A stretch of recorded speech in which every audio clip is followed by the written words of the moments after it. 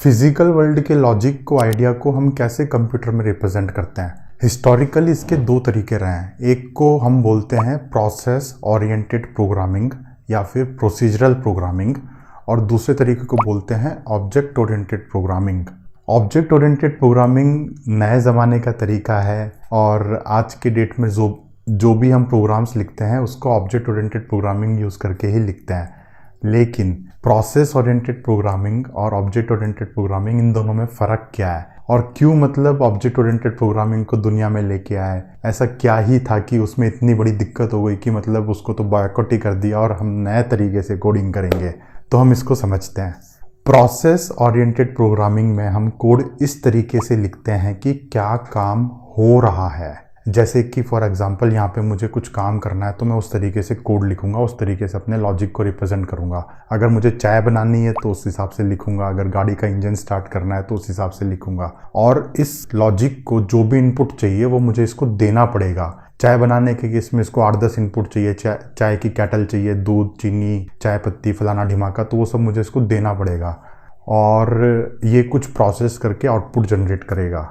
तो ये एक तरीका है कि क्या काम हो रहा है, उस हिसाब से आप कोड लिखो।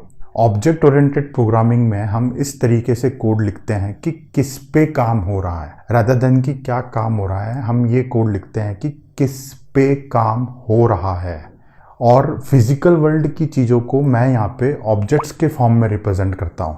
जैसे कि अगर मुझे चाय बनानी है तो चाय बनाने के केस में मेरे पास यहाँ पे केटल होगी, केटल यहाँ पे एक ऑब्जेक्ट हो गया। चाय पत्ती, चीनी, मिल्क वगैरह यहाँ पे अलग अलग ऑब्जेक्ट्स हो गए और ये ऑब्जेक्ट्स आपस में एक दूसरे से कम्युनिकेट करते हैं मैसेज पास करके। जैसे कि ये वाले ऑब्जेक्ट ने इस वाले ऑब्जेक्ट को मैसेज पास किया और ये वाले ऑब्जेक्ट ने बोला हाँ ठीक है भाई, मैंने आपको काम करके दे दिया, वापस से रेस्पॉन्स दे दिया।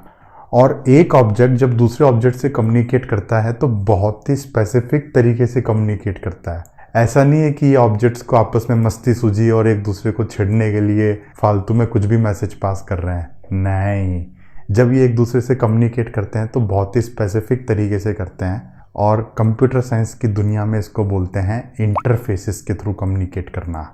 ये जो ऑब्जेक्ट्स होते हैं इनकी कुछ प्रॉपर्टीज़ होती हैं और इनका कुछ बिहेवियर होता है। जावा जो है ये तो पूरी ऑब्जेक्ट ओरिएंटेड प्रोग्रामिंग ही है, इसके अंदर सब कुछ ही ऑब्जेक्ट है।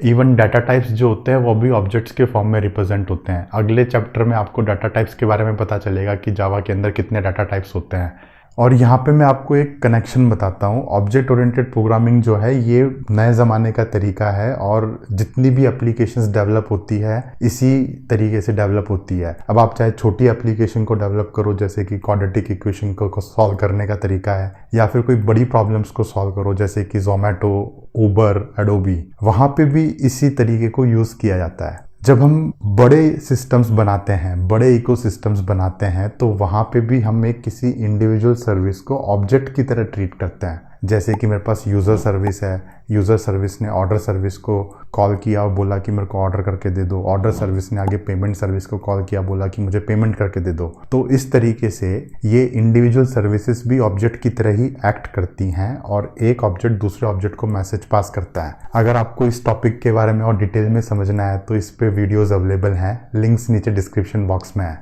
फ़िलहाल के लिए हम इतना आगे नहीं जाते हैं कि हमें यहाँ पे माइक्रो सर्विसेज बनानी है। अभी फ़िलहाल हम एक ही एप्लीकेशन में रहते हैं। तो मुझे उम्मीद है कि यहाँ पे इन दोनों के डिस्टिंक्शन आपको समझ में आएगा कि दोनों में फ़र्क क्या है, क्या काम हो रहा है वर्सेस किस पे काम हो रहा है। सिर्फ इतना सा चेंज करने के बाद पूरी कहानी ही बदल जाती है। क्यों बदल जाती है मैं आपको बताता हूँ।